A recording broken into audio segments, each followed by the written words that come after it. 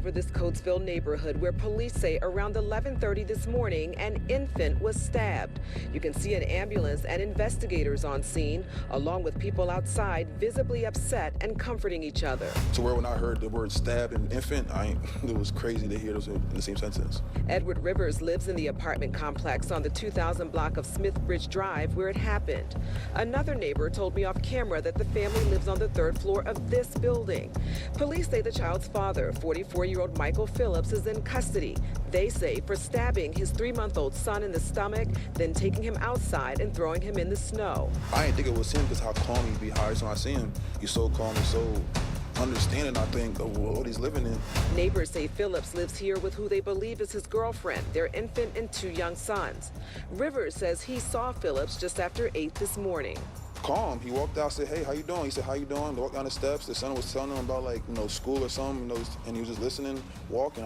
Normal day. Off the top at 6, a deadly rampage stretching across Florida, leaving 6 people dead in 2 cities. Investigators say one person is responsible before turning the gun on himself. And tonight, chilling new details on the timeline. And let's get right out now to Local 10's Roy Ramos live in Fort Lauderdale with our top story tonight. Roy. Calvin and Nicole, investigators say that the suspect killed a woman here in Fort Lauderdale who he was involved in a romantic relationship with. Moments later, he then killed her 19-year-old son, and those detectives say he got into his vehicle, drove 5 hours away where he killed 4 others whom she was connected to. Relatives of victims seen consoling one another outside of a Victoria Park apartment in Fort Lauderdale after 2 people were found dead inside Tuesday. It's just horrible.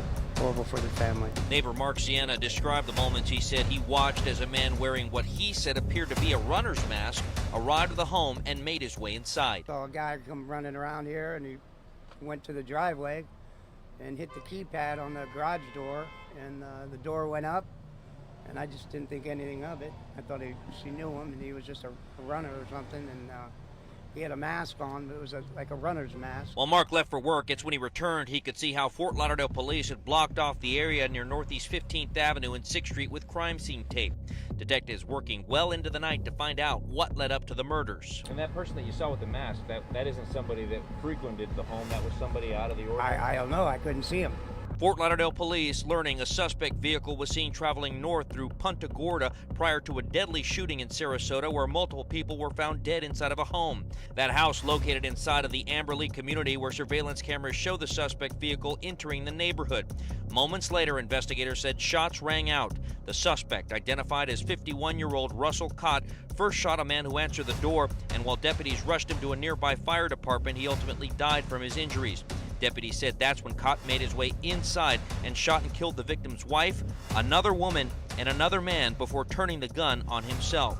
While detectives said Kot had been in a prior romantic relationship with one of the victims in Fort Lauderdale, still no word on what motivated him to go on the deadly rampage. It's a shame. It's a shame that it all happened. So investigators have just released the names of the victims. Here in Fort Lauderdale, we've learned that 46-year-old Larissa Budaya lost her life along with her 19-year-old son, Ben Azivov. In Sarasota, we're told that 49-year-old Olga Greinert was killed along with 66-year-old Florita Stolyar, 61-year-old Anatoly Lof, and 39-year-old Yaroslav Ludoy. Now, investigators tell us, aside from the suspect having a relationship with a woman here in Fort Lauderdale, they still don't know what motivated Kot to go on this rampage. As we get more details on this, we'll be sure to let you know. For now, here in Fort Lauderdale, Roy Ramos, Local 10. Much more An coming up later. 18-year-old accused of killing a friend after a disagreement over food is now in custody 2 weeks after the shooting. LaMarcus Darden Jr. is accused of shooting Jarvis Davis at a Fort Worth apartment after Davis would not share his French fries. Fox 4's Peyton Yeager spoke to the victim's mom today. Peyton. Steve, and multiple people witnessed this shooting inside of an apartment, including children. So Fort Worth police tell me they were confident in who they were looking for. We now know this 18-year-old suspect was tracked down all the way to Tyler, Texas. That's about 140 miles away from Fort Worth. He was tracked down to a hotel. Fort Worth police tell me it's possible he has family in that area, but he's now back in North Texas. That suspect is at the Tarrant County Jail tonight. It's so senseless. Senseless. That's how Sharika Kennedy describes the murder of her son. Why? Now that's the question. Why? No, my baby was probably genuinely his friend. My baby wasn't expecting him to shoot him. Everybody in the house was like, they thought he was joking about the fries.